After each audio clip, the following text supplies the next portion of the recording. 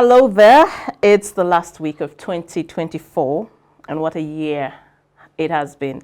It's also the time when we pause and look back over the last 12 months. If you're watching us right now, a very warm welcome, and we certainly hope you're having a wonderful festive season. Our topic today is Reflections of 2024, looking back at the key events that shaped the year. And I'm pleased to be joined by Miriam Chemogasho. Miriam is a human rights activist. She's also a Pan-Africanist, mostly based in the diaspora, but here with us to enjoy the festive season.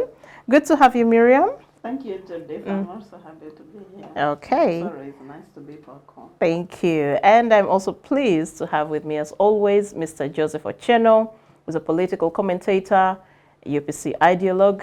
Joseph, good to have you. Pleasure to be here. I'm delighted to be flanked by Miriam after, is it 12 months? I am shy. How comes we didn't have... Again. How comes... Yeah, I was shy before Christmas, but I'm still shy because I missed the Christmas pudding from Miriam, wherever she was. But anyway. Okay. Yeah, I hope you guys had a fantastic time. Yes, sure. Very good. And I'm also pleased to have Honorable Counsel Moses Biemogisha, lawyer and politician. Counsel, good afternoon and welcome to the show. Good afternoon, fellow panelists, and good afternoon, viewers. It's a pleasure to be here, and I hope you are enjoying the Christmas season. Well, so I want us to look back over the last 12 months, from January to December. For a lot of people, 2024 has been quite a mixed basket of opportunities, of challenges, at all levels, at the individual level, at the household level, but also at the community, at the national, social, political. There has been so much that transpired this year that also significantly shaped people's lives, citizens, parties, communities, and so on and so forth. I'd start with just your key takeaways before we delve into the bigger issues, the politics, the legislative side of things and so on. Just from the lighter point of view, what stood out, what didn't stand out so well for you? What were the good things, what were the not so good things?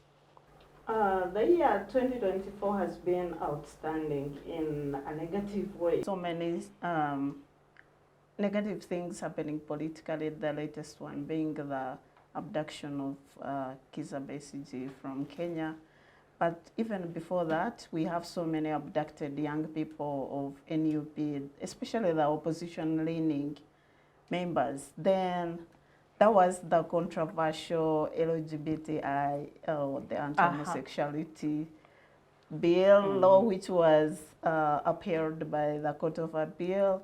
And then we also had sanctions. Our speaker, for the first time in this country, a politician of such a high caliber, was sanctioned by not only by one country, but several countries in the West, which include US and UK, for a lot of crimes, which include money laundering, human rights abuses, and all that. That was very embarrassing for the Ugandan community. Interesting. And that's just the beginning. So that tells you how big how action-packed the year was. Joseph, your key takeaways from the year? I started as an optimist. But I am concluding that minus Christmas, and my name is Joseph, so I'll be very excited. So whatever happens, so I'm a fantastic father.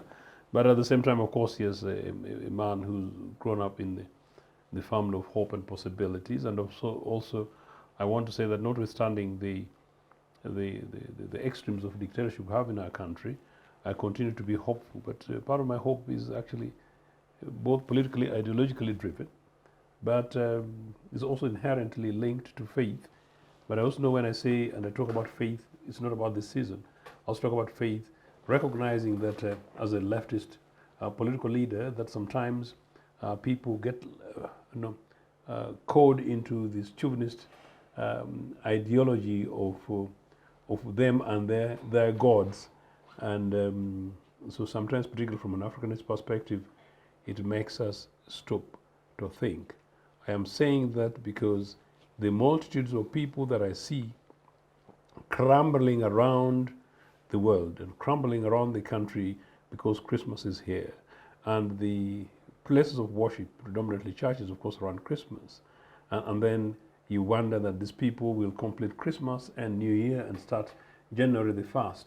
And then we begin another year of messes and extremes of kidnap and messes of looting and messes of homeless Karamojong children in the streets of Kampala and messes of excess police and the security services, brutality and indifference and arrogance of our national leaders who do not only hold on to the idea of God in my country that we gave them at independence, but they claim therefore that they're men and women of faith. So that's a bit of a contradiction, but that sort of sums up my quick thinking startup. Thank you.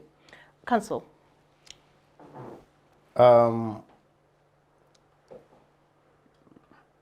In 2005, as a young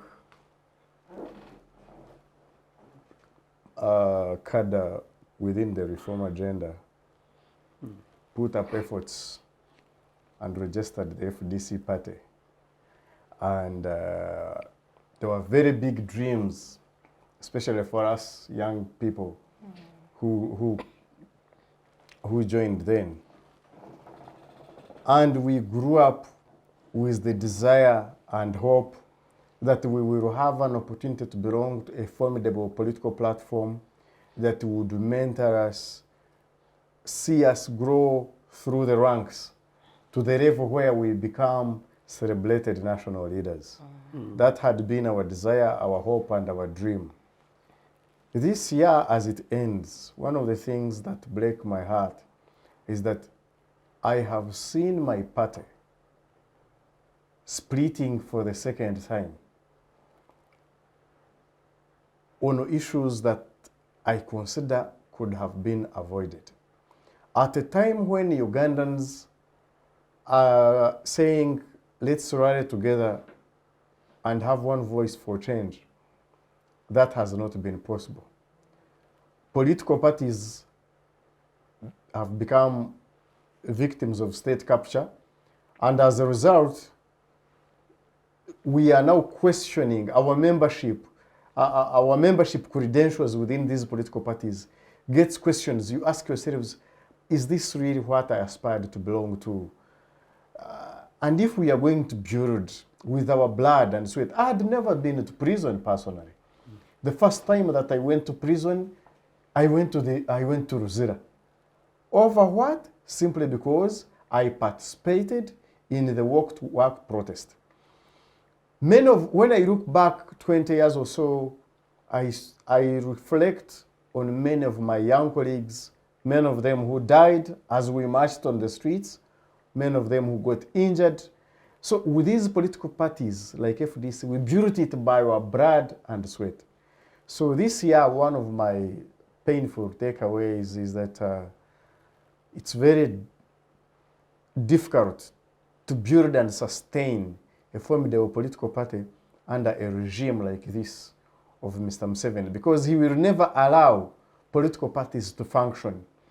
When my senior colleagues are talking about party ideologies and everything, in our political parties, for us young people who would be beneficiaries of such lessons, we don't even get those chances to be taught to that, because the party is concentrating on other things. There is no time to teach ideology. So you will find we are many members within the FDC party, but who actually don't know the ideology. Not because our leaders don't want, but because the framework, the political terrain that we operate in as political parties do not allow that. That was the first takeaway. The second one, the events that surrounded the process in the parliament regarding the coffee bill were very telling. Because I think for the first time, we saw Mr. Museveni standing against the rest of the country, the rest of the entire institution of parliament. Where MPs as people's representatives were saying, look, this is what the people are saying. The people would want to maintain the Coffee Development Authority. The Coffee Development Authority, with all its problems, we can empower it to do more, but we don't need to do away with it. There are specific needs that the UCDA are serving, which cannot easily be served by the ministry. Museveni ignored all that and said, UCDA, kwaheri. I think that was also very telling for me, for a president who is determined to go on his way and ignore what people are talking about. Interesting. So you actually highlighted the issue of the polarization and fragmentation of political parties, which I want us to come back to a little later. And also you've touched a little bit about RAPEX, of course, through the coffee bill. I would also like us to talk about that. But also very telling has been the aspect, the issue of corruption. It has been a theme that has pretty much dominated discourse throughout the year. And of course, it comes from last year and many years. It's pretty much the conversation. At the time of the budget reading, I think, or before, when the president was making the State of the Nation, at his State of the Nation address, he talked about, corruption, about how, he also knew where the real looters were, the Ministry of Finance. And that he was coming for them. Yes, and that he was coming for them. And then we also see the IGG coming out and telling the country, like, look, we're losing about 9.14 trillion shillings every year to corruption. We need to stem the losses. And we see RAPEX coming up and government says, look, we are trying to reduce wastage through rationalization. And the estimate is we are going to save at least 1 trillion shillings through this rationalization of government agencies. I also want to hear your thoughts still about that. Do you really think rationalization will be the antidote to actually curbing wastage in this country? Will it deliver? Will we see more, of course, shall we see also services improve through these government agencies? Are they going to be more proactive? Are we going to have less bureaucracy and so on? Miriam. Before we even think whether that rationalization will work, let's think about why were these agencies created in the first case. They were created because maybe the ministries were not functioning well, and instead of reforming the ministries, the government at that time thought maybe let's create other branches of agencies here and there. There was like a talk, like a joke, like if you want anything, if there is any query, Museveni creates an agency to sort it out. And then if there is that agency has a problem, he creates another agency, sort of a problem of that agency, instead of resolving the original problem. So today, I think, if I'm not mistaken, the rationalization was a pushback from our donors, Yes, it was. the IMF and the World Bank. And it was supposed to make sure that we are not wasting resources, especially the administrative cost. Because the more people you put in there to run agencies, say the Ministry of Works has run those agencies, and we are run by people who were highly even more paid than the ministry officials. So that was a wastage of government resources, but I don't think it will solve corruption whether you close those agencies. So the money that would be saved from those agencies would have been used maybe to empower the ministries and run the job effectively. But given the corruption that is in the ministries, that is in the government, I don't think anything new will be done. Instead, we're going to see a recycle of the same problem all over again. And don't be surprised if these agencies are recreated again, just again to either cover the initial problem or so to solve whatever is happening. But I don't think anything new will happen. I think it's just like a whitewash to doing the donors that something is being done, but I don't think anything will be done. Yes, Joseph, the issue of corruption, the issue of rationalization. As Miriam was concluding, it just struck me that, of course, one of the other very important things that we do not see is the privilege and opportunity of the state that is a dominant element here in terms of policy, to use these agencies and as opportunities to actually to continue to thief, to continue to steal. And we are going into the year of elections in quotes, because it's a predominant selection. But this election process has already been started by Mr. Museveni, who's going around the country using people's money. So from him, he uses public resources in the name of visiting and inspecting the corruption in PDM and other sham and shambles. And so, yes, it's clearly whatever's happening at every stage is an opportunity to make money. I have heard stories that from actually people from NRM who told me that apparently every by-elections, major by-elections, a number of NRM officials buy plots of land. So, you know, this for the record. So it's interesting. But look, this year we saw Kitezi. So the first time in recent times that a modern nation state, you know, had deaths by rubbish. Yeah. And such a crude death by rubbish. That was sad. And that in that crude death by rubbish, you go through it and then you find the officials and personalities concerned. And then you find the officials in question are people who have been appointed by patronage. And then you find some of those officials, of course, now a few people in prison. But it ends at a particular layer of certain elements of the officialdom. The ministers concerned are not in prison. In fact, there are up to 2 ministers. And nor is the super cabinet minister responsible in association with this. Normally in other countries, governments would resign, meaning whole governments would possibly fall. That's not happening. And so lest we forget, I think as election time is coming, these are some of the things that we need to be able to hold people to account. And maybe that is one of the areas why I am not surprised that both Moses and Miriam feel very despondent about political parties and the absence of leadership in these organizations.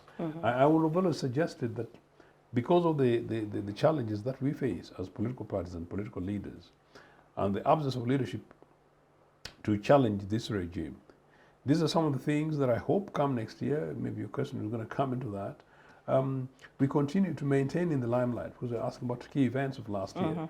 These events should not be about events of last year. They should be daily events in our livelihood because people continue to grieve. And some of these people, if you must remember, not all missing persons have been recovered.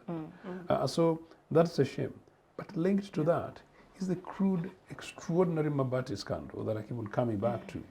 That for the first time, extraordinarily, you find a whole identity, a whole group of people in whose livelihood there is money lost, in livelihood the animals, in this case goats, lost, in those livelihoods there is Mabati lost, and it's a whole community, and is a community with the biggest challenged cultural and political dynamics, that is Karamoja.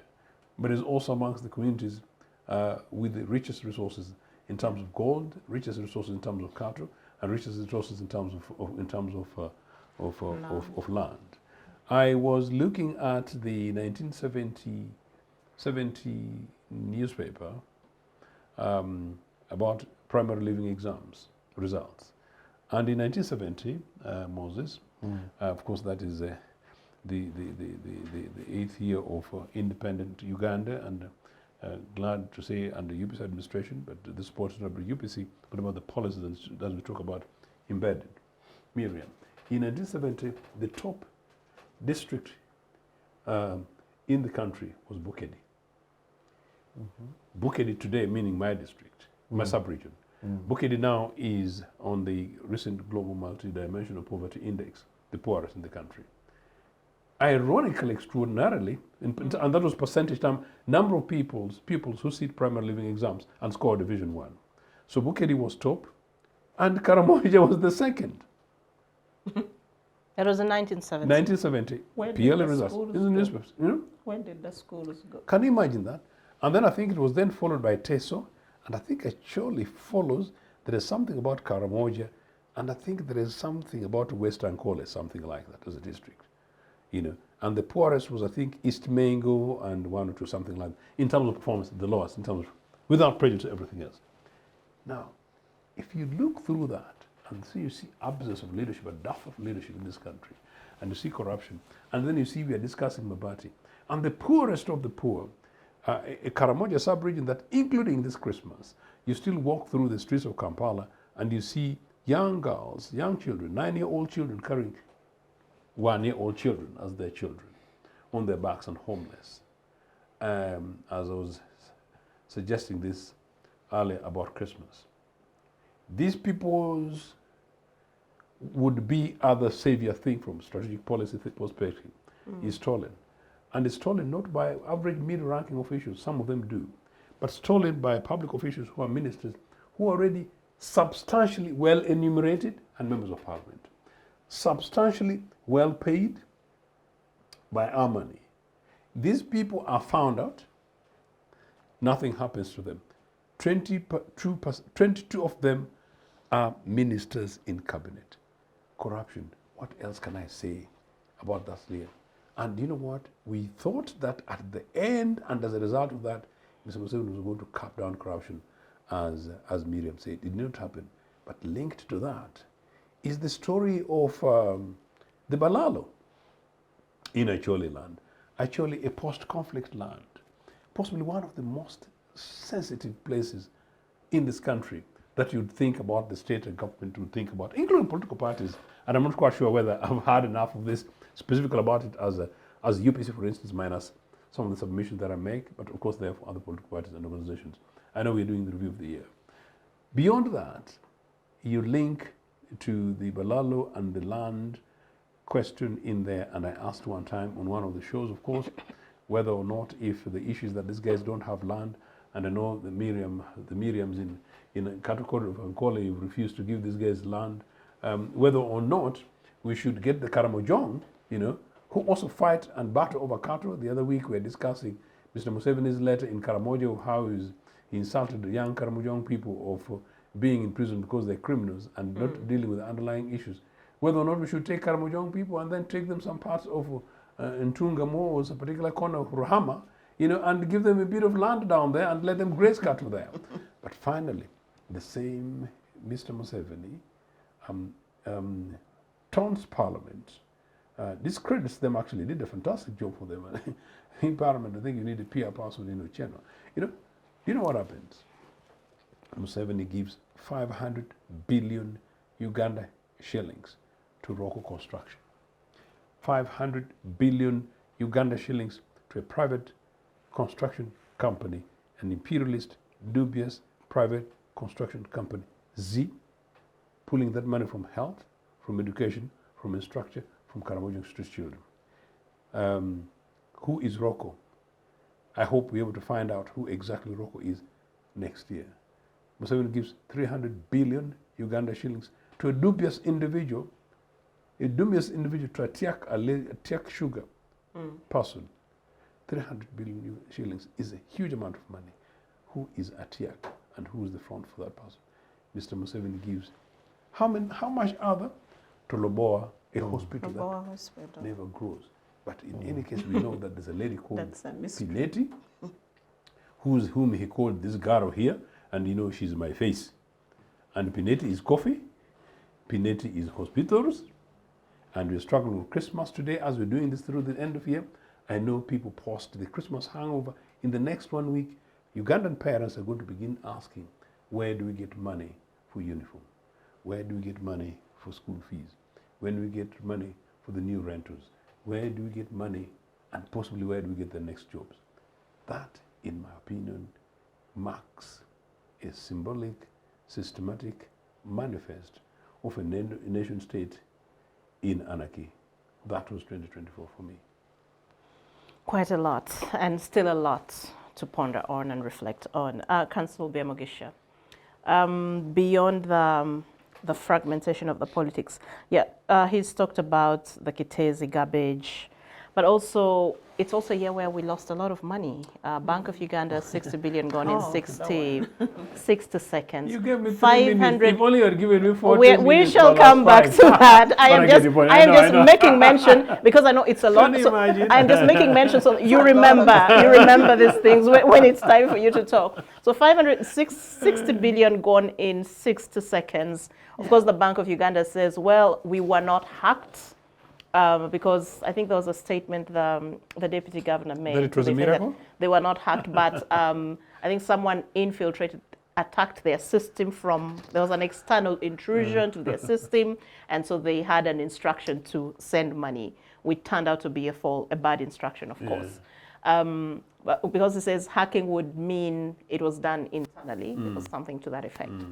So I want you people to remember that 500 million shillings in fake notes found at another bank, Postbank, yes. and so many other incidences of fraud and with playing out in so many commercial banks throughout the year as well. Also, the president has been or was honored to, including the prime minister, the wealth creation drive. I don't think there's a year where the wealth creation drive has been as pronounced as it has been this year. Wealth creation and PDM, the parish development model. It has been talked about a lot. I also want you to also share your quick thoughts about that. But Council, let me come to you first. You can pick from wherever. Thank you very much. Rationalization, first of all. You know, rationalization is understood as a process to streamline government agencies and make them accountable so that they can serve people better. That's the whole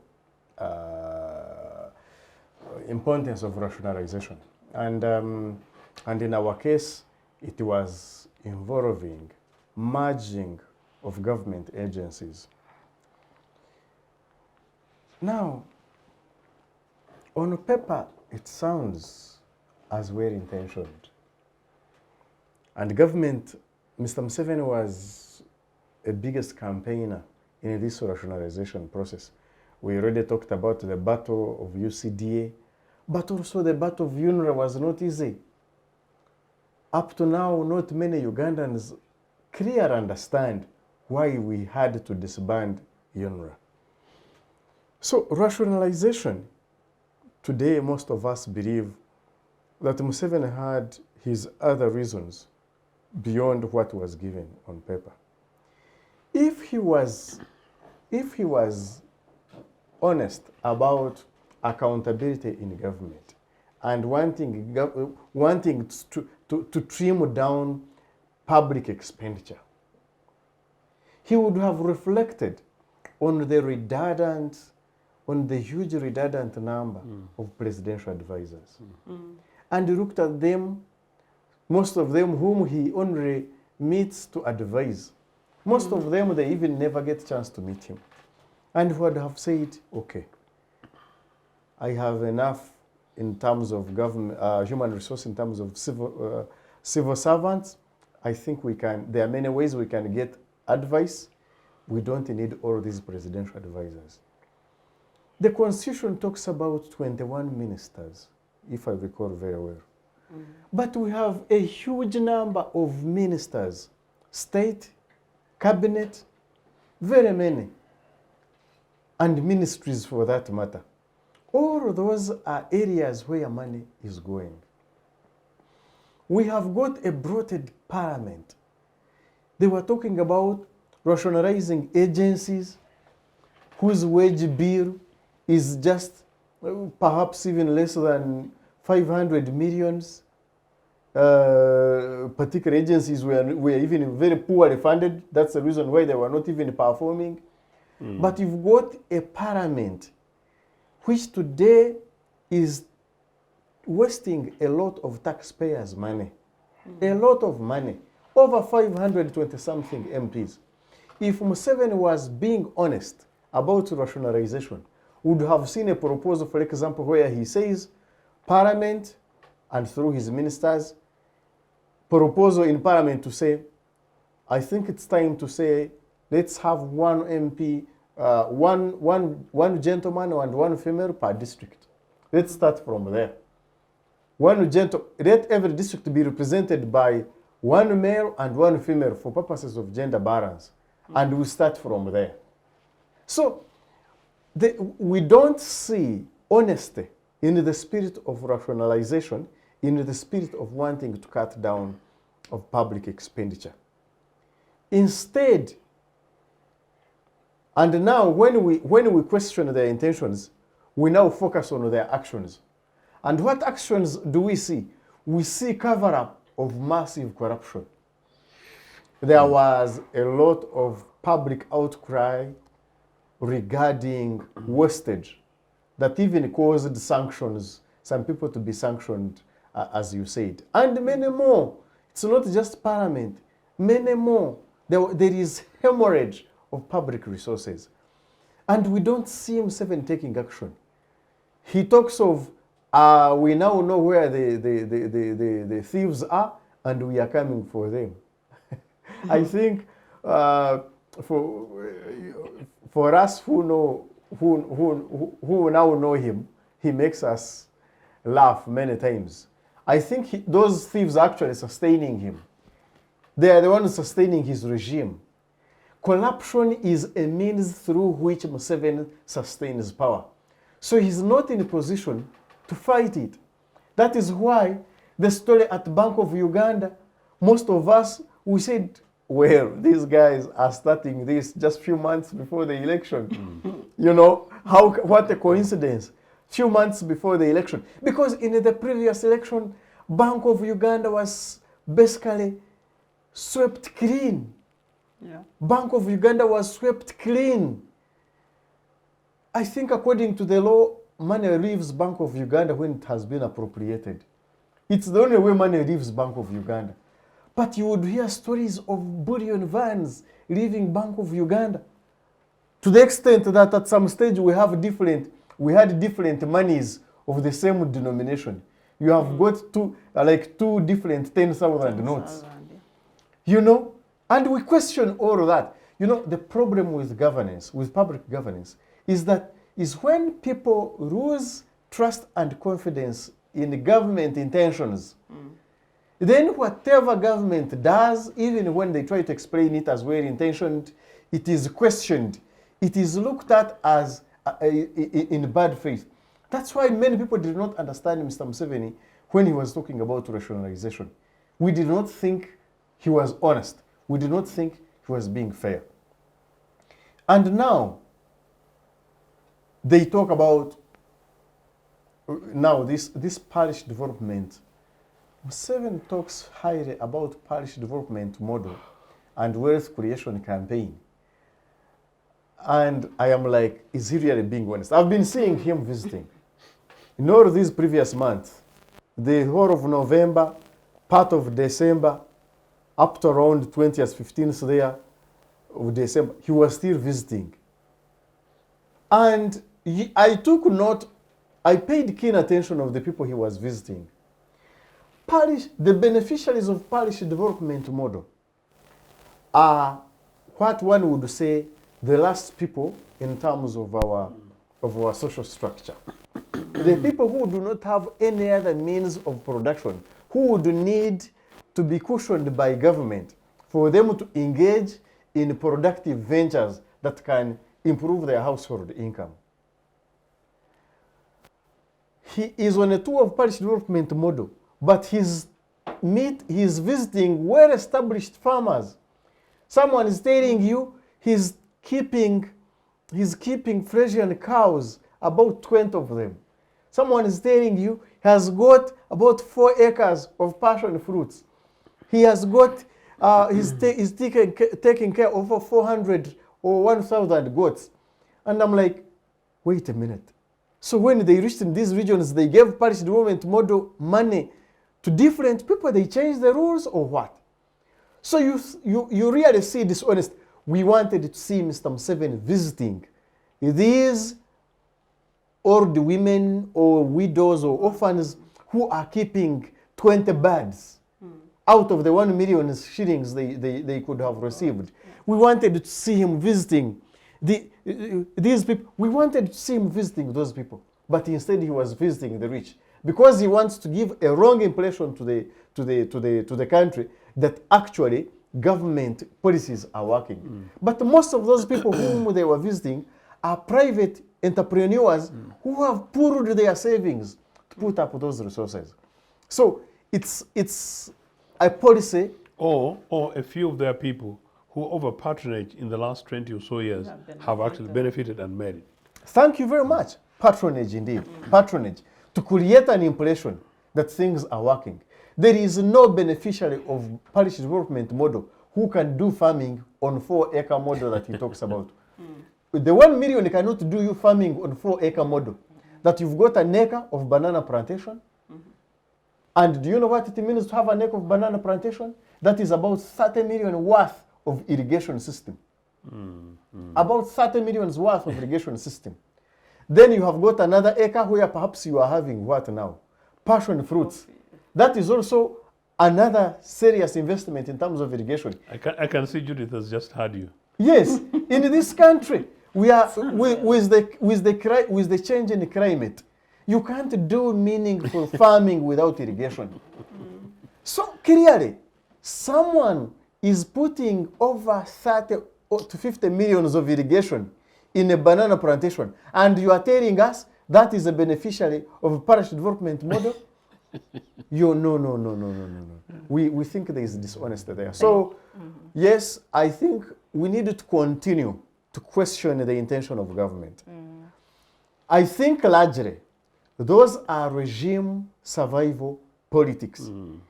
Get these monies, use them painkiller as painkiller politically, and be able to sustain the regime. We would want to see government being serious about this. Let us see government go and establish a demonstration farm With that. where farmers can leave their homes and go there and see government demonstration farm. Instead, what they are doing is to steal stock farms that you guys created. Thank you. Yeah, please. And since you gave me that opportunity, can I just add something for you? Please, information and, around. and for the purposes of your fantastic viewers over Christmas, and for the purposes of Miriam and, of course, young Judith. Once upon a time in this country, there used to be district farm institutes. And it's very important. District extension farm workers. institutes, and as Miriam said, and across the country.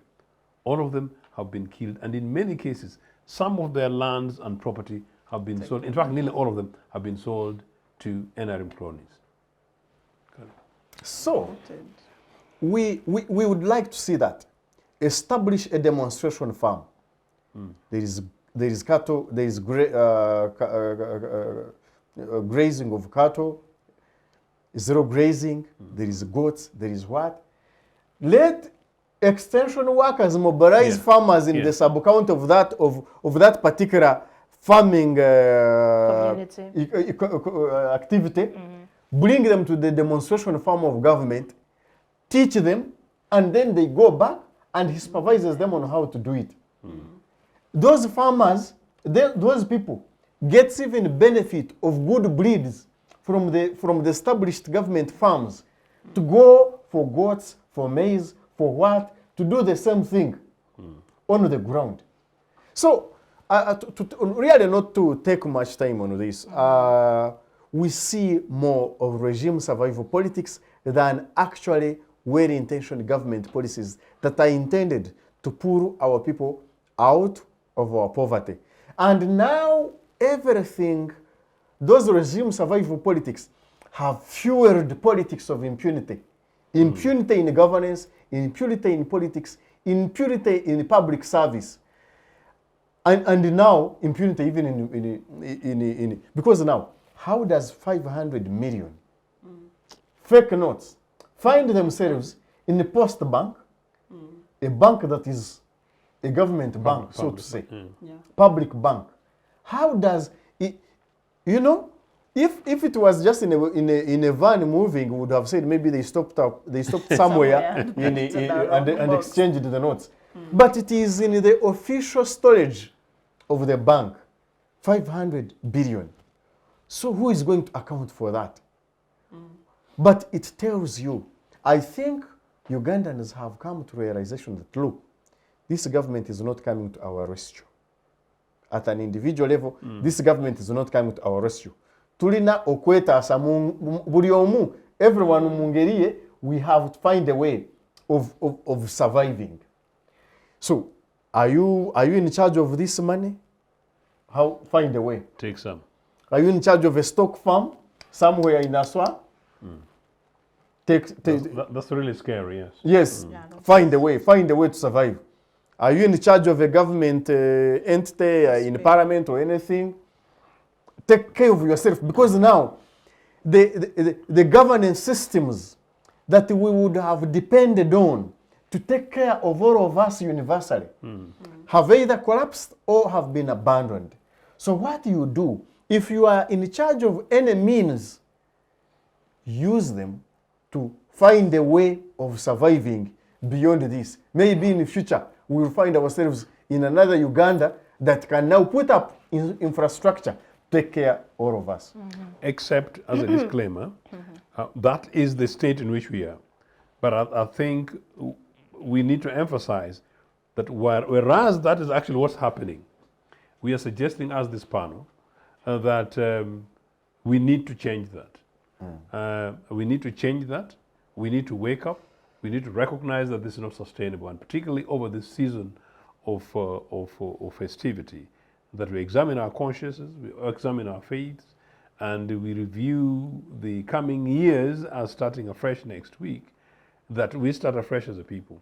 That while that cannot be sustainable, we need to begin to take responsibility around institutions and people who are in public positions of leadership, public services, in communities, in government and others, that it is possible for us to come back and rejiggle so that we begin to build consensus nationally, build consensus politically, challenge impunity, but at the same time invest on young people, meaning that we're able to invest in the future for a possibly new Uganda.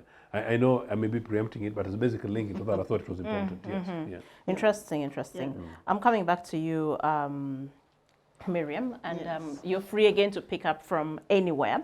But also, I want us to also reflect on the arrest of young Ugandans who were engaged in peaceful protests against corruption. It was also a very big issue for us this year. And the recent pardoning by the president of the NUP supporters, again, political prisoners who were basically tried in a military court for belonging or associating with a political party. Then also, we marked 25 years of the East African community this year. But the question is, do we as citizens feel that we are part of this community? What does it mean for us? I mean, last week we were talking about the free movement of goods and services, and we're looking at the question of labor, especially with our lawyers and what's happening so far. I just want you to reflect on that as you submit. Judith, I want to start from where Council Moses ended about the financial haste, the haste of the Bank of Uganda and the post-bank fraud. Those miracles. Not far back. I think it's still in the pipeline, which is very scary. President Museveni was suggesting that we start printing our own money as a country. And you know what, whenever he says something, I mean, he has a way of pushing whatever he wants through. So imagine if we are printing our own money. This is the Bank of Uganda we have, which is supposed to protect the integrity of the currency. The Post Bank is also a public bank. Imagine if you're printing money and these are the people in charge of printing, what type of currency would we be having as a country? So that is really scary. And again, I think something we didn't mention is the fact that the Bank of Uganda up to now doesn't have a governor. And thanks to the president, I think he feels it's not yet time to put on someone to be in charge, since they still want to pick on more money for elections. That's my guess. It's not factual. I have to clarify. But back to the issues you raised about the Gen Z's demonstration. I was so happy this year watching the Kenyans, the young Kenyans really walking the streets and demanding accountability. And then really fighting so hard, putting up a front. They pushed through some reforms, and that was really commendable. And it's something that Ugandan youth should emulate, or we hope so. The few that really tried and were brave enough to really brave, it takes courage to brave the tear gas of UPDF to go on the streets in Kampala. were also arrested, which was very unfortunate. I mean, protest is our right, is a human right, and it's also our right as citizens of Uganda. We should be able to express ourselves in any way we want, as long as you are peaceful, you are not hurting anybody or destroying any property. You have a right to protest. But in Uganda, that's impossible. You don't even have a right to belong to any political group. That's why the NUP people, NUP members were kidnapped. It's not even an arrest. And then they were incarcerated in unknown places for some time. Some of them were not even tried. And so it was a mockery of justice to see the president saying that he's granting them pardon. From what? Actually, it's the president who should be requesting for pardon and apologizing to Ugandans for oppressing the young people who are simply belonging where they want to belong, and that's their constitutional right. And the president has no right to tell any Uganda to belong anywhere or to support him. We are expected to either support him out of our free will. If we don't want to, we don't have to. But for him, if you oppose him, that's a crime and you have to be punished. But that brings us again to another big lacuna in our politics, the court martial. That court, I think that's something. That's, if anybody wanted evidence to know that Museveni is a dictator, just look at the court martial. That's his badge of honor as a dictator. And that's something that is, eventually, I feel that's what is gonna bring him down. Because that system that they are using of getting security officials to kidnap people, arrest people, abduct them, or whatever name you want to use, and then extrajudicial trials, those things going on in court martial. We were discussing earlier, Judith, here that the court is not real a court in composition, because it's not run by judicial officers. It's simply run by officers appointed by the commander-in-chief. So it's a military tribunal. Getting civilians and trying them in a military tribunal simply because they don't support the ruling party, that in a way shows that even the military, which is the UPDF and is supposed to be a national force, security force, is now a partisan entity trying to conscript every Ugandan into NRM by force. Because if you don't, they're going to kidnap you, they are going to beat you up, they are going to do whatever until you really succumb to their thing. You either support them or you disappear. And that's the epitome of dictatorship. What else do you want to see? And that's very, very sad. You mentioned about the East African community, 25 years. It's unfortunate that the East African community was very promising at the beginning. It's unfortunate that at the end, it's really, it's crumbling down, or it's, I don't want to say backsliding, but it's just like going nowhere. Like the whole process was very promising. We were moving forward into a space where we were uniting East Africa into one common community where you can freely move, where you can freely work, and be able to mix as one. And we are even having same passport, and all that processes are going on. But on the political side, the things are really going backward, and the East African leaders, like before, like in the 70s, the East African leaders were responsible for crushing the East African community, which was there. Even today, the same leadership is failing the East African community. What President Ruto and Museveni are doing are not healthy for the community. We saw how the law society, the law council denying the lawyer Martha Karua from Kenya to practice in Uganda, which would have been a smooth process in the community if East African was a united community or functioning community. And then we also see a lot of eyes, the Sudan, there is nothing like a government there. Then we have DRC. DRC is progressing well so far, but there is still war in that eastern side, and still it's not yet a peaceful area, and the refugees continue to come out from there. So the whole of East African community still is in turmoil, and it still has a long way to go. And it's at that space, it's at that point that you wish you had strong leaders who were working progressively towards building democracies, rebuilding the nations that are broken down, like South Sudan. But instead, we are having really very discouragement. Thank you, Miriam. Thank you. I'm told it's time for us to take a break. Let's go for a break, and then we return and continue with these reflections. This is the Chat Show. Do stay with us.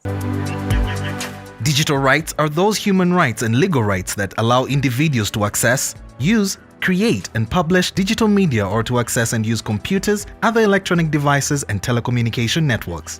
Digital rights include a right to freedom of expression, information and communication through technology, a right to privacy and data protection, a right to credit for personal works, a right to universal and equal digital access, a right to identity, a right to anonymity, a right to be forgotten, and a right for protection of minors, among others.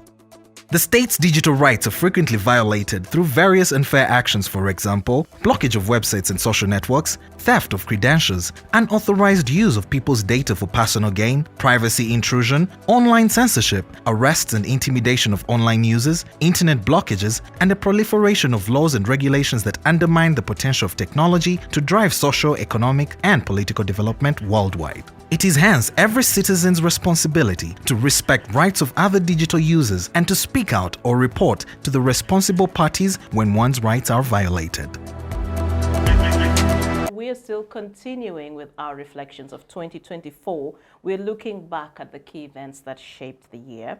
And before we took a break, Miriam was still reflecting about the EAC marking 25 years and basically what it means, the need to strengthen governance and institutions across the country, and the need for strong leadership to actually emerge across the region. Joseph, let's hear from you. We've talked about, of course, you weighed in on the central bank money heist and also the Chitezi garbage disaster that unfortunately was a very sad event for us in this country. Of course, I want you to now comment on the East African community marking 25 years, and also the arrest of young Ugandans who were involved in the peaceful demonstrations against corruption, widespread corruption. But also after, in this session of this conversation, I also want us to look a little outside Uganda, if we could see events that have transpired, the war in Gaza, the war in Ukraine. America has Donald Trump coming in for season 2. He'll be sworn in January. God. So many things actually. But let's hear from you for now. And, very quickly, I think I'll comment on two things before I continue. One is the question that has been raised about the Gen Z stuff in Uganda and Kenya. That is broader within the region, but I want to tell you that, Miriam, I was substantially embarrassed 2 months ago when a Kenyan friend visited Uganda.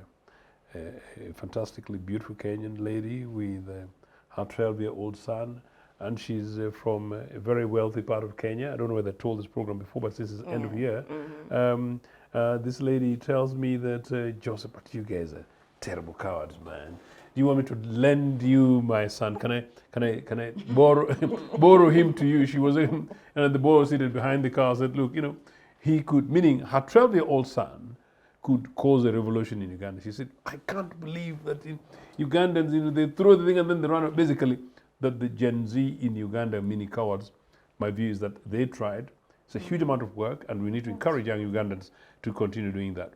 But also believe that while the Gen Zs in Uganda do that, I would like to see Miriam out there. I'd like to see Moses out there, and of course we're always there, all of us. I'd like to see more of ourselves out there supporting these operations and advising these operations and being part of these operations. But also linked to that, the extraordinary achievements by the Gen Z in Kenya. That was a build-up to the Raila campaign on cost of living in Kenya, which was absent in Uganda amongst Ugandan opposition, of course. But in Kenya, it was possible. And I attended one of the rallies found me in Kenya, where Raila and others were there in the early part of the other year. And it's extraordinary how these guys were freely having their space, you know. And as I said again, I also told this program where I was in this place and I didn't see an armed police officer, except one at a close range at a particular rally, the kind of stuff. But these guys in Kenya basically effectively changed the government. They breached the parliamentary perimeter wall. They pushed Ruto to change policies. They pushed him to reform. They pushed him with the question of this big government thing to review, including to kill one of the, I think it was a finance-related bill in Kenya. Meaning, those demands by young people could compel Mr. Museveni to apologize over Chitezi, apologize over Londro, pull money back from Atiak, sack many of these other people, and begin to check the issue and question of corruption. So opposition, meaning opposition to issues, work. And opposition to issues does not mean that you're anti your country. Actual opposition to issues means that you love your country more than the people who are killers. You love your country more than thieves. So that's very important. And I hope this coming year that we're able to see a lot more some of these activities happening in Uganda. But also, one of the things that happened in Kenya, Ruto, for some reason, this Moi student of Museveni prefectship, you know, once these young people went, you know, to their demonstrations on day one, they sent the security services and killed these people, killed some of these young guys. And after killing them in the evening, the guy was really buoyed to go out and then begin to try and call these guys terrorists. Do you know what happened? One, Uhuru Kenyatta, two, Raila Odinga, and two, I'm sure, diplomats had some conversations, including some other African leaders, and have one or two ideas about some of those things. By the following day, Ruto had been sunk and shocked by the possibility that if he did not change his tone, you know, not only was his government a fall, but possibly he would run like Assad in Syria. You know? Do you know what happened? By evening, he was addressing fellow Kenyans. I have heard you. Fellow Kenyans, this is what we'll do. Hence that. Lesson to Ugandans and lessons to Africa that these things can happen. Number two, very quickly, the infrastructure question, as discussed. While in this year Nagongera Road demonstration took place, because I've got a personal interest there, but my Nagongera Road demonstration does not end in Nagongera Road. It talks about Nagongera Road, talks about the road, Pakwash Bridge, talks about Molata, and I'm told Museveni the other day went to Molata, and all of a sudden there's a possibility of funds coming out for this. So it's about a national campaign using some of this as exemplary stuff. While councillors were arrested, the rains came in heavy November when, of course, we didn't even talk about these landslide things across the country. So therefore, yes. climate change and the depth of infrastructure in the country. So my Nagongera literally got cut off. So for about a week, you know, people could not come from Toronto to Nagongera and all the other shortcuts. And guess what? There was a funeral a week later, and none of the members of parliament, some of them are fantastic friends, they didn't turn up. So none of the key political leaders turned up because they knew people were going to deal with them. Guys, these things work. People power of our people works. Now, broader, you're asking me about other things on the continent, but of course beyond the Gaza thing. The extraordinary good news about this year that in Botswana, we were able to have a change of government, which was actually quite radical. It was not necessarily that it was part of the, basically sweeping, overturning an overall majority of a huge percentage to basically neutralizing these guys, or basically annihilating a governing political party that had governed since independence. That is possible. Go to Namibia and then you find a fantastic election of a woman as president. That's a fantastic move. Of course, you know, some of us believe really in the emancipation of women and young people, and that would like to see more African women at the helm. Possibly they'll deal with this, you know, this a terrible thing called disease and cancer, called corruption, which sits officially at State House in Entebbe. And then you go to Ghana, and then another political comeback in Ghana. In all those cases, you see these things as possibilities and say, why can it not happen in Uganda? Why can it not happen in Rwanda? Why can it happen in South Sudan? And by the way, you guys, when these things actually happen, when they happen like that, we save. When there's a relative stability, we save. And when we save, we invest in education, we invest in health, we invest in infrastructure, we invest in agriculture. And for diasporans like Miriam, when you come from that background of a Uganda, you go and walk in Washington and with your heads high. And for some of us who've traveled around some of these places, you go and people will see you, and if you think, oh, that you come from Uganda, that Idi Amin country, those days they would say them. So these days you come from Uganda, that country of that man, the man and his family, Museveni, of Pineti, kind of stuff. You feel embarrassed. But when you come from Uganda, you know, this land of milk and honey and things like that. Oh, you feel like a somebody. So young people, wake up and claim back this Republic of Uganda. It belongs to you post this Christmas. 2025 is a year of possibility. This thing can happen.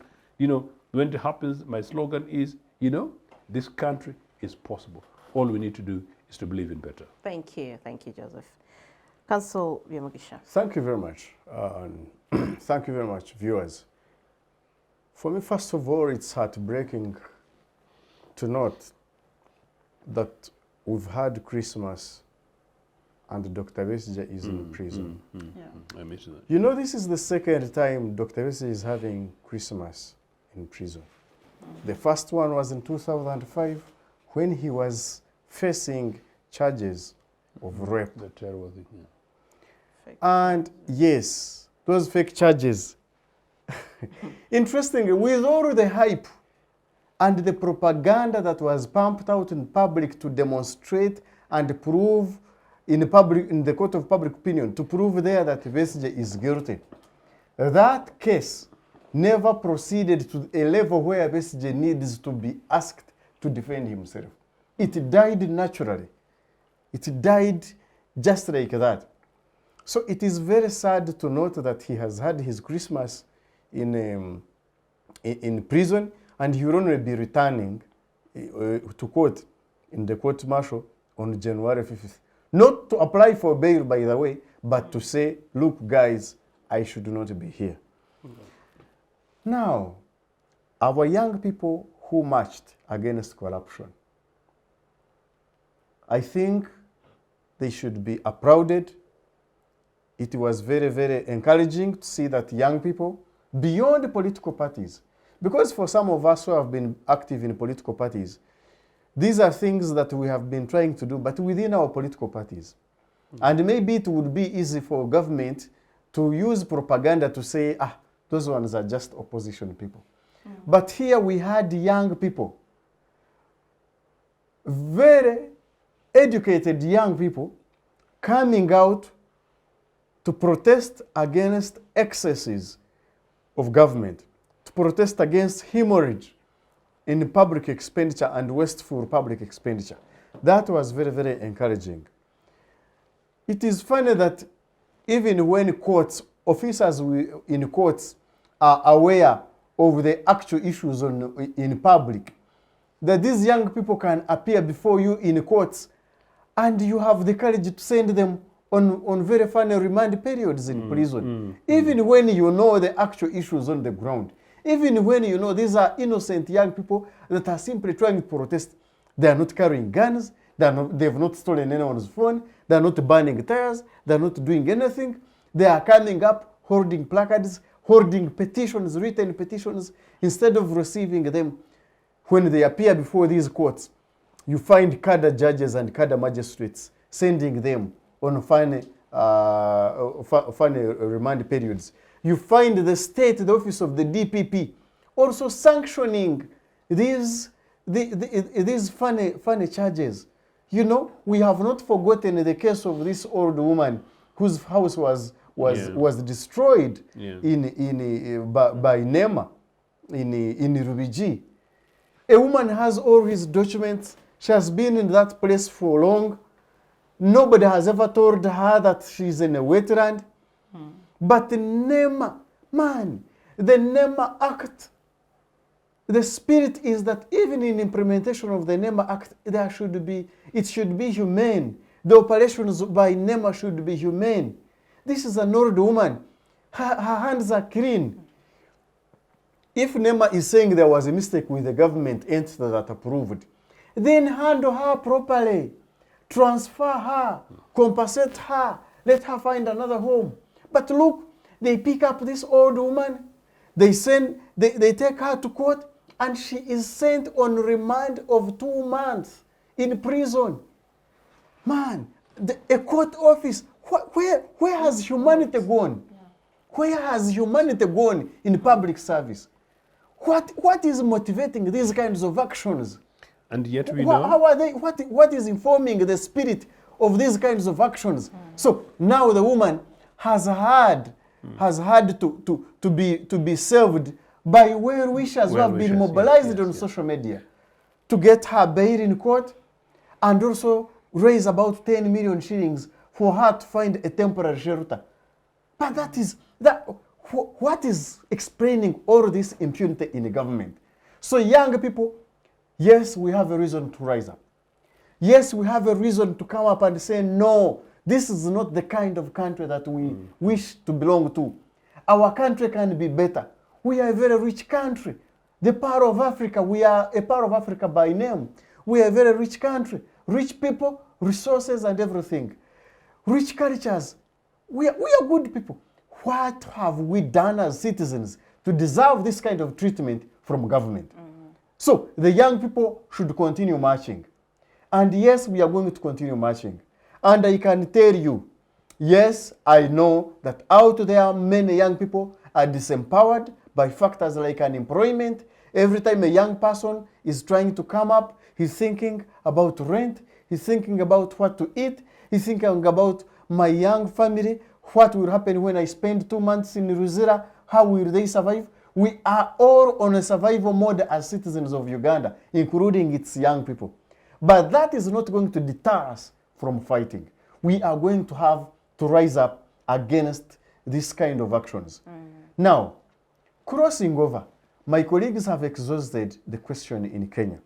But one thing that surprises me about Tanzania's politics is that you've got an opposition leader in Tanzania who is picked and killed, and it is business as usual. Yeah. Man, I don't understand. I don't understand. You know, Rwanda. sincerely, I don't understand Tanzania at all. That opposition leaders can be picked and killed, and it is business as usual. You know, in Kenya, you can say maybe there are many competing forces, you can't even know who has killed who. But in Tanzania, the situation is different. If an opposition leader dies, clearly he has been killed by the state. It is not even fellow opposition people, activists or anything. It is the state. But with Chama cha Mapinduzi, with all its power that it has, with all the period that it has been in power, what explains those kinds of excesses of Chama cha Mapinduzi going against the opposition within Chadema like that and other forces? It is very telling about the East African integration. I think we are not ready. We are not ready. We have got to sort out our houses, put our houses in order. Tanzania must put its house in order. Kenya must put its... Kenya, there were protests, massive protests in early December against femicides. People disappear. People are killed. You talked about the process of the Genesis. Yeah. Days later, they found many young people tied in buveras, bodies of young people tied in buveras, dumped in quarry sites. More than 70. More than 70. And up to now, there are no explanations about that. Young people, innocent young people. Sincerely, colleagues, if you are a president and a young man is rising up and saying unemployment, do you have to kill him? Do you think he hates you? Do you think he hates you? That's why he's telling you, I'm hungry, I have no job, I've gone to school, I have no job. You know, we've got to put our houses in order if we are going to realize real East African integration. And as I conclude, you know, I posted on my socials that I celebrate the fall of Assad. And people were like, look, Moses, you are celebrating the fall of Assad? Do you know what is coming after him? These militants, these Muslims, these Islamists, they're going to cut, they're going to what Christians, they're going to do what? And asked them, so colleagues, let's come back here in Uganda. We have got a 40-year regime of Mr. Museveni. Mr. Museveni, for all this period, he has been advised. The opposition has been, and civil society, have been making proposals to sanitize our politics. Have been making proposals that are intended to heal and sort of these undercurrents within our social structure, within our government, within our governance systems. But Museveni has flatly rejected all those proposals that would create reforms. Now, if tomorrow, Mr. Museveni, if Uganda wakes up tomorrow and we suddenly do not have a head of state, we do not have Mr. Museveni there, and a group emerges or a section of society emerges and it is holding pangas against a particular tribe or another particular section of society, should we blame the people who are holding pangas against a particular tribe or section of society, or we should blame it on a head of state who had 40 uninterrupted years in power but he refused to implement systems that would have healed the pain within the people? In any case, he created the environment. He created the environment. And the hatred. You are looking at those Islamists, you know, those people, those rebels that have taken over Syria. Now, if those rebel outfits are not able to build the capacity to take care of an entire territory of Syria, and maybe some other militants are busy committing crimes in the countryside, should we blame it on these young people that have fought and overthrown a dictator? Or we should blame it on Assad, who is now in Moscow enjoying sausage with his family, who refused for 10 years, who bombed, killed, chemically gassed these young people who are saying, let's sanitize our politics. You know, same applies to what happened in Libya. Yeah. The fall of Gaddafi and the consequences of the fall of Gaddafi. Today, Libya is in turmoil. Should we blame it on the Benghazi boys and girls who rose up and protested and fought Gaddafi out of office? Or we should blame it on Gaddafi, who ran for 40 years, ran Libya on gun rule? So these are lessons that we must pick. On gun and family rule. Gun and family rule. These are lessons that we must pick, especially for a country like Uganda and Mr. Museveni in particular. Look, you've done your best for all this time. Allow processes that are intended to breathe fresh air within our politics, breathe fresh air within our government systems. Allow processes that are intended to heal the pain that Ugandans have. Because you are a head of state. You are the first beneficiary of intelligence reports. You know what is paining Ugandans. You know what is paining the Baganda. You know what is paining the Wasoga, the Wacholi, the Wateso, the Wanyankole, the Hus, the Wachiga, the Wakonjo. You know all these pains. Because some of them you have been the one who has created them. Please, in these last moments of your life as president, permit processes that are intended to heal, so that in a post-Museveni Uganda, there are already government systems that explains how we shall bring people to justice and make them accountable, how the public service shall transcend beyond you, how the army shall live after you, how the political parties shall survive in a post-Museveni Uganda. Permit these processes. These proposals have been put there through parliament, by civil society, by politicians, but you have continuously ignored them. If Uganda lands into a crisis, you will be the one to blame. It will not be these young people who are burning tires. Thank you. Thank you, Honorable. Let me come back to you.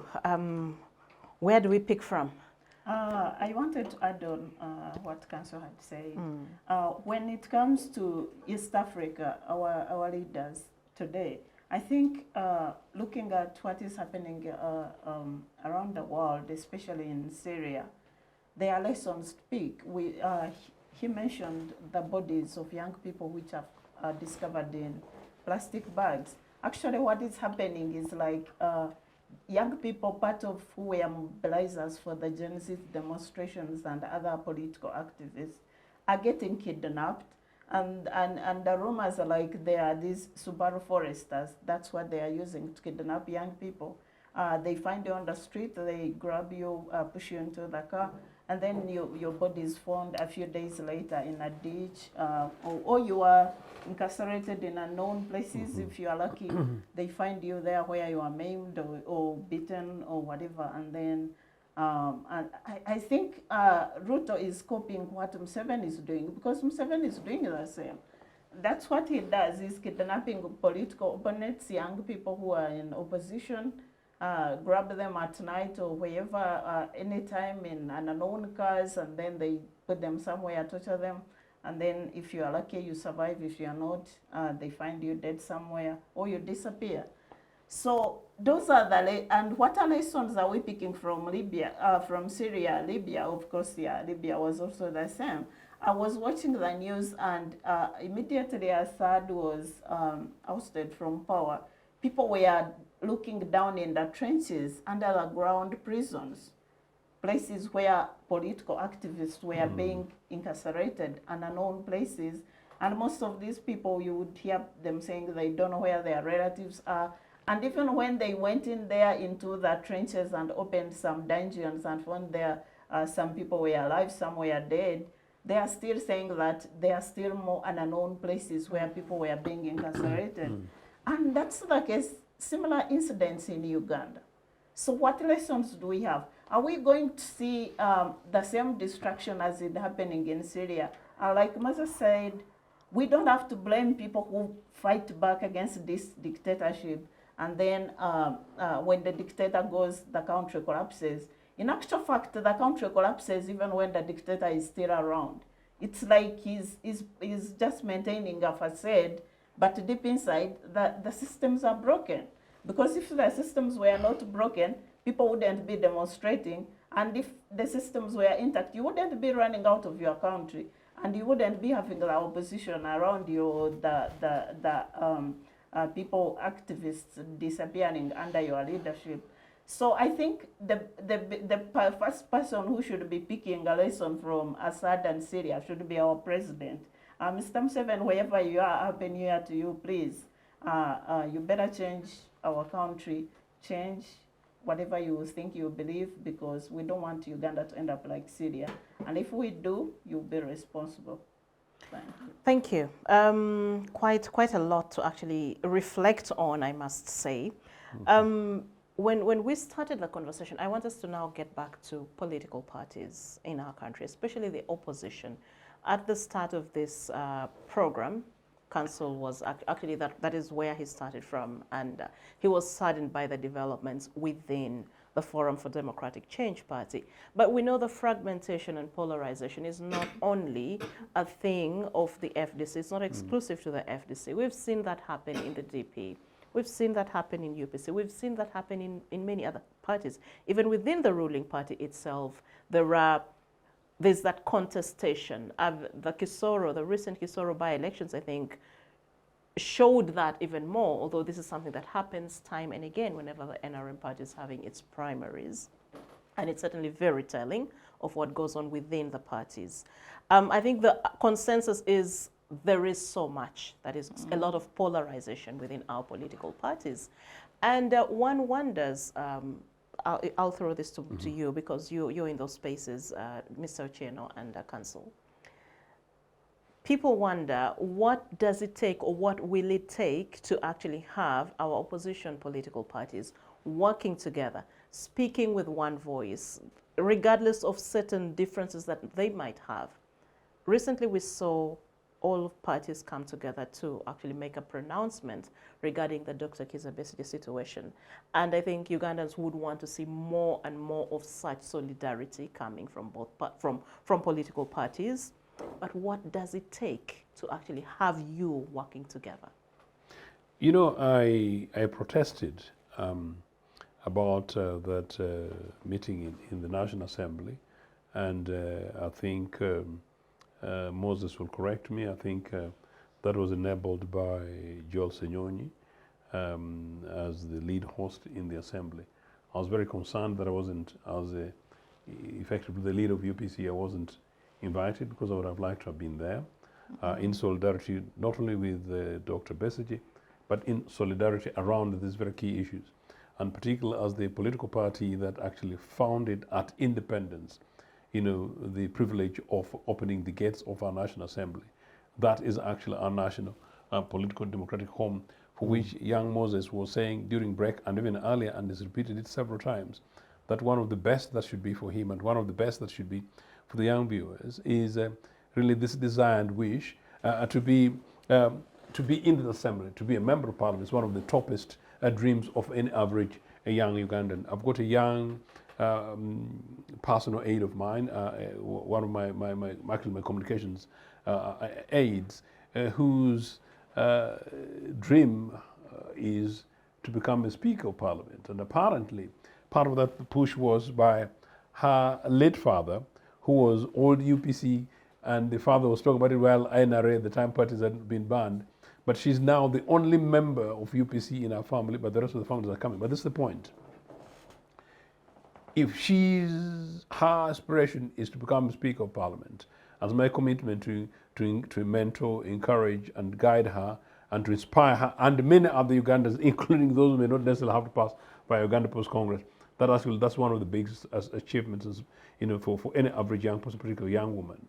The issue then is who really is your role model these days in politics?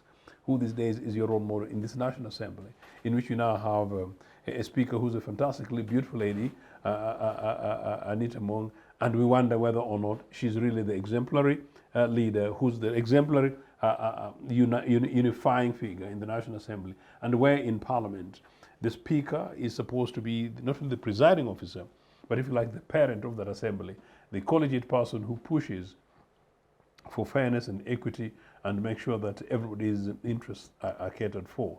Now, if that is not happening, because it's clearly not happening under Anita Mong at this material time, then no wonder that possibly that some of my colleagues, when they go down there, they might forget what was happening, in terms of bringing us together.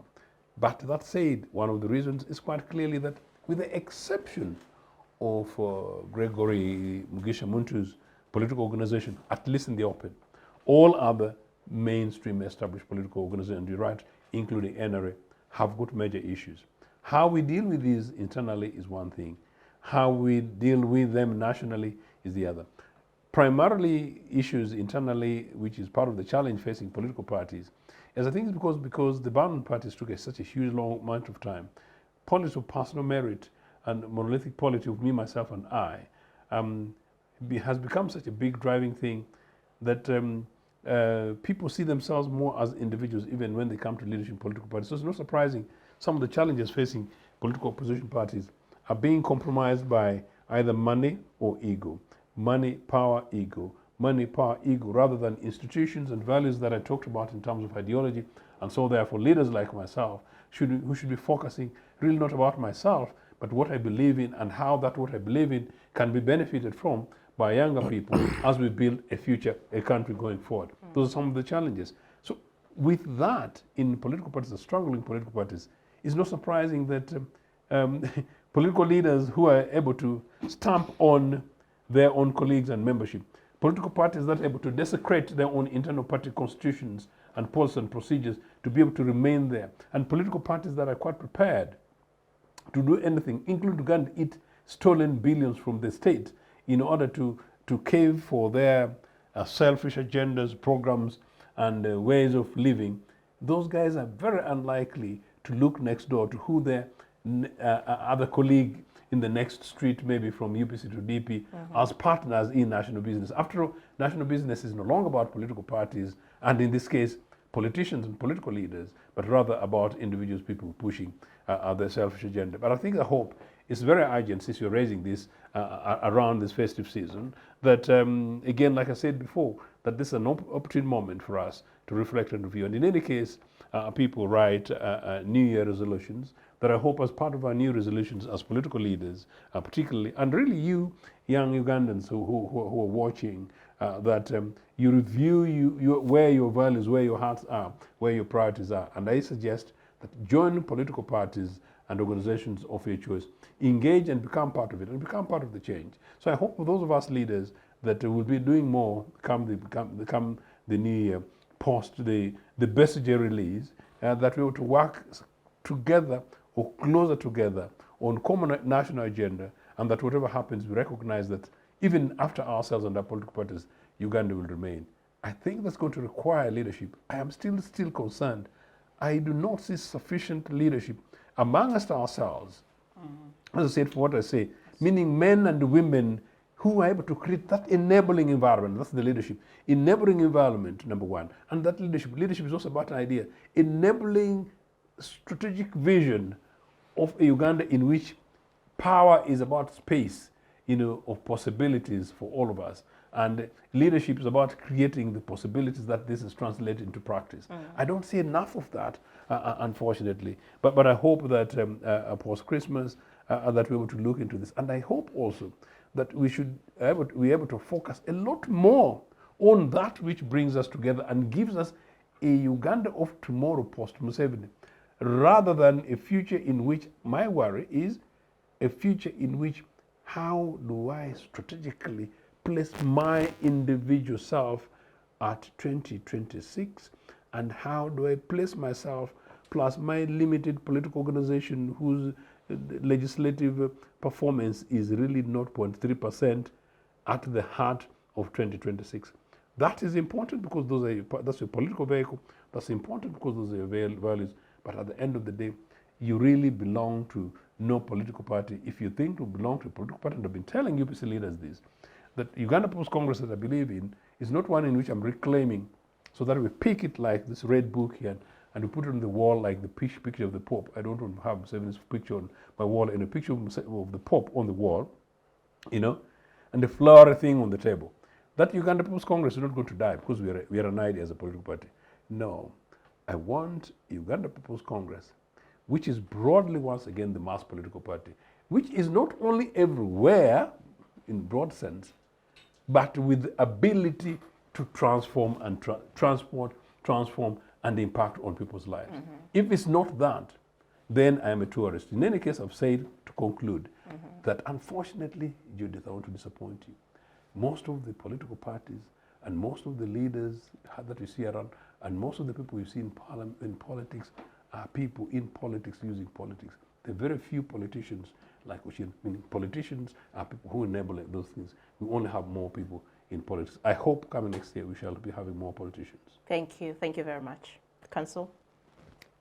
Thank you very much. As I indicated earlier, I have been a member of the Forum for Democratic Change from 2005 when it was formed. And even amidst this crisis of the second division, as you recall, the first split was the one that led to the formation of Alliance for National Transformation. Now the party has seen the second split.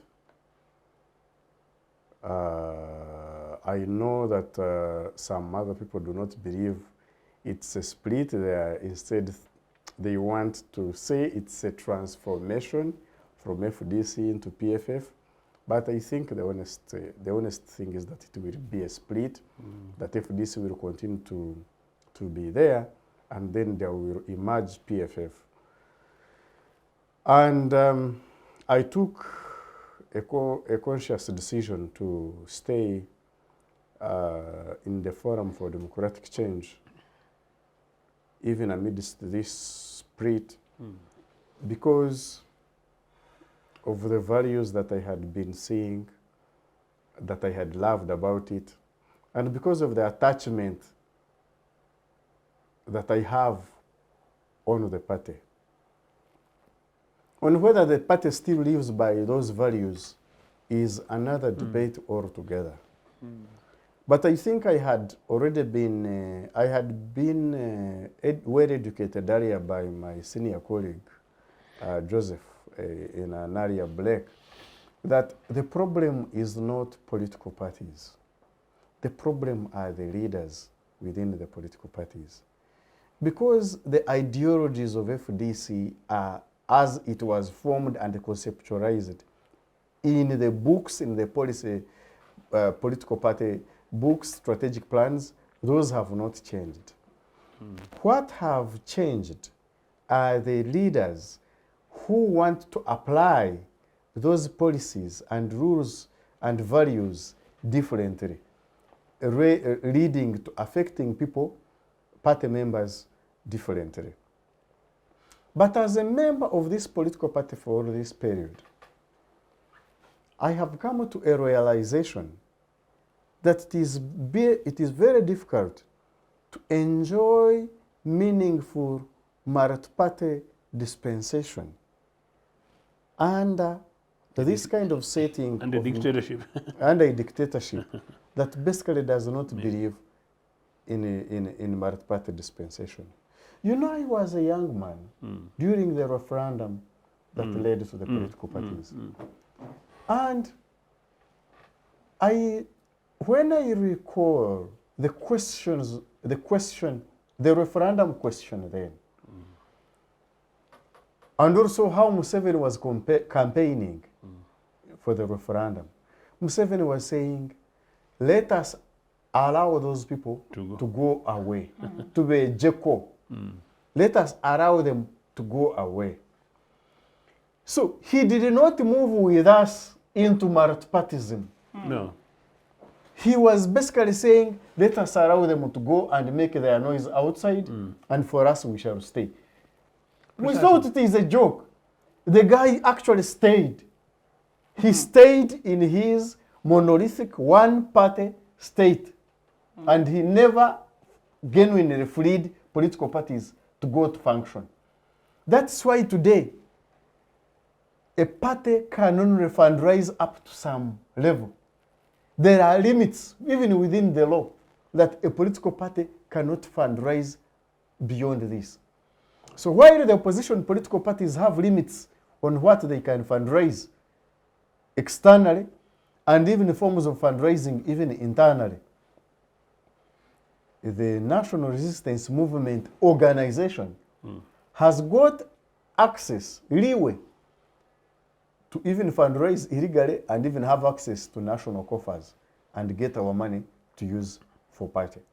So it tells you that Museveni actually did not genuinely free these political parties.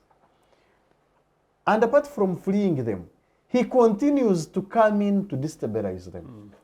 I have realized as a young leader within the FDC and as a young politician that every time there is a crisis within a political organization, it's young people that are at a very huge loss. Because look at Ebiamudisha Moses, you finish your postgraduate, you finish your bachelor's of laws, you do your postgraduate bar course, thinking that you are preparing yourself as a young leader, you are preparing yourself to grow through the ranks within a political party, and that you're going to benefit from the mentorship of leaders within the political party, from the exposure, from the capacity building initiatives within a political party, to grow up to be able to be in a position where, if given an opportunity, you can serve government, or you can serve in government, or you can serve in public service, you can serve your nation. But while you are preparing yourself for that and positioning that, the other terrain that we talked about, the unfair terrain in which political parties operate, the turbulence outside the political party then affects even the democratic processes within the political party. That you've got political parties that are not undergoing growth. They are not experiencing growth because the system of governance does not permit growth of political parties. So you've got stuntedness you've got stunted growth of the political party and its leaders. When a political party leader has occupied office, he does not grow into something else. So he considers to stay or manipulate systems within the political party to his gain, because he is not going anywhere. Now, for political parties that are actually now currently benefiting from money by virtue of the representation from parliament, those political parties are facing a lot of challenges. Because those political party leaders have tested Yeah. on those millions that come per quarter.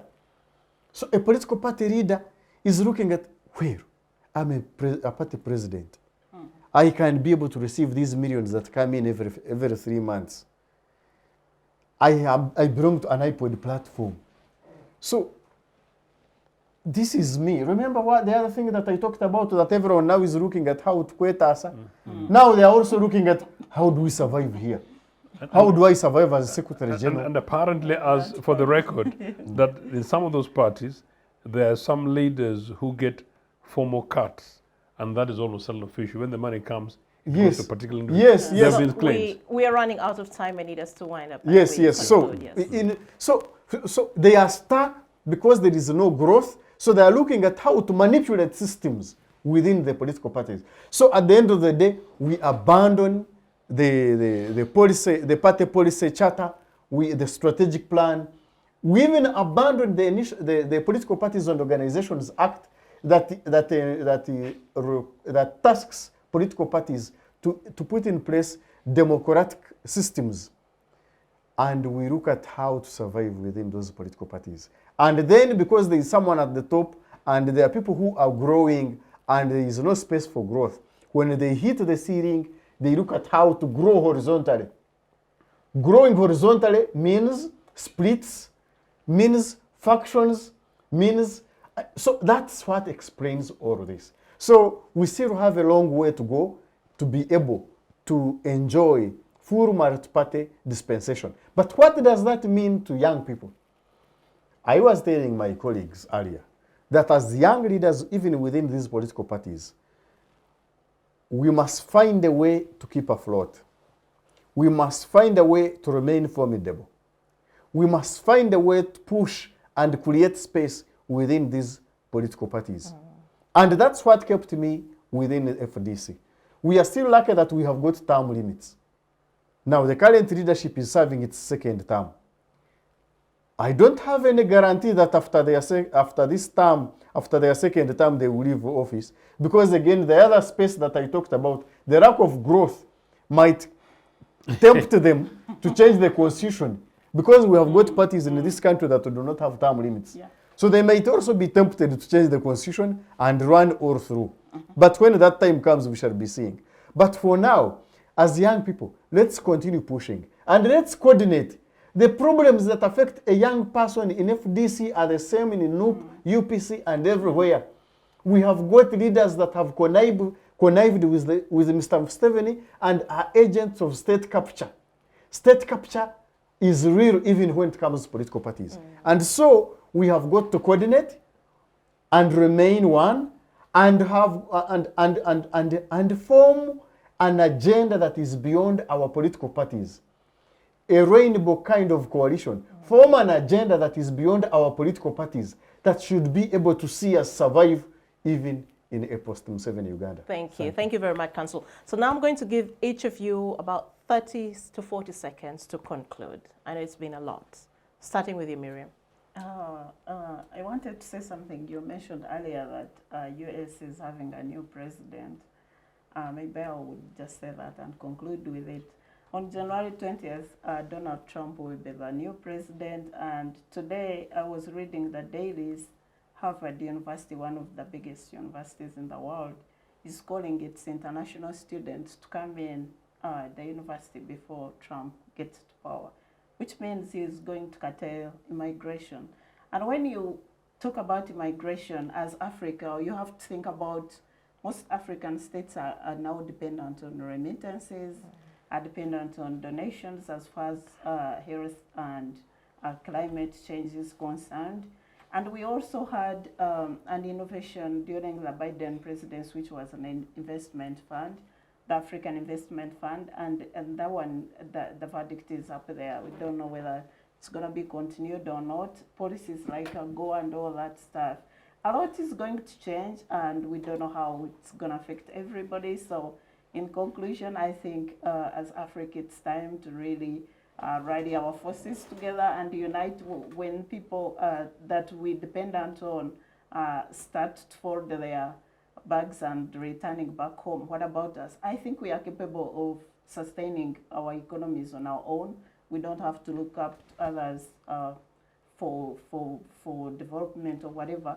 But all we need is capable leaders who really care about Africa and their countries. And we pray for that.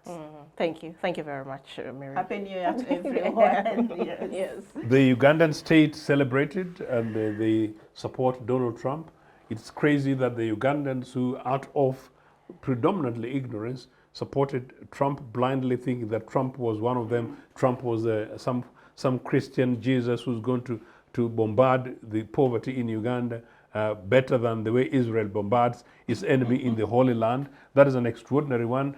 Miriam has just said it. I wanted to also say that word for the record as part of my miseries of last year, that Donald Trump is the next president of the US. But Ugandans need to wake up. Trump is not a friend of Africa. Trump is not a friend of Uganda. Trump, actually, if we went into the detail, Trump is one of the biggest tragedies this country can have, except he's an indifferent person, indifferent to Africa, and he can allow the rulers of this end of the world to do things on impunity.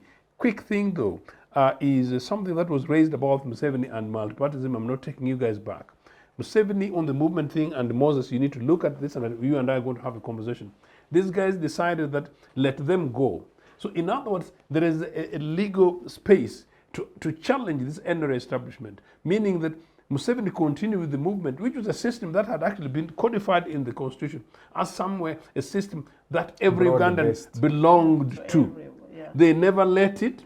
They never returned to their UPM of 1980, which people rejected. They did not create their own political party, and they ran on it. And it's that same structure and everything else that controls them. No wonder they've got this power of impunity that they're holding to. Lest we forget, that's one of the reviews that we need to be able to do going forward. My own consolation is that in Britain, the sister party of UPC, the British Labour Party, won a convincing election, but with a very dull leader, Keir Starmer. But whatever happens, they've got a parliamentary majority. That gives me hope that the parliamentary majority in this country for a progressive left political party is possible. Wake up, young Ugandans. Let's take on 2025 going forward, but let's do so really not for our individual selves, but really for God and my country. Thank you. Thank you very much, Joseph. Council Biamugisha? Thank you very much. Friends, quite a number of my colleagues and those who have followed me, my political journey, have been asking me, so Moses, yes, we see you stayed in Najana Nkumbi, but we also know you are a very ambitious young man. Here is 2026 coming, 2025 rather, a year that is very active politically. What are your plans? Actually, some even say, you went quiet recently, you went quiet, you are no longer talking. I would like to tell you, colleagues, that I'm in the kitchen cooking. Good. And when the right time comes, I will speak and I will come to you for your views. Let's just watch the space. Thank you very much, Miriam Chemugasho, Mr. Joseph Acheno, and Council, Honorable Council Moses Biamugisha. This is the last edition for 2025, rather 2024. 2024. It is our last show for the week, the last week of the month. And but we're also cooking something for you for the coming year. Wow. Just like Council is cooking, we're also in the kitchen, very busy. So do stay with us. But it's been a pleasure really having you all here with me, reflecting on what the year has been like, looking back at the key events that shaped 2024. A lot of appreciation, and thank you very much for making this show a success, the success that it has been throughout the year. I'm looking forward to 2025 with a lot of hope and a lot of optimism. And to you who've actually made the show possible and made it succeed, thank you very much. We do appreciate you for your time, for being with us, for walking this journey with us. We hope to continue this relationship and this journey in the year ahead. Thank you very much. My name is Judith Atim. God bless you all.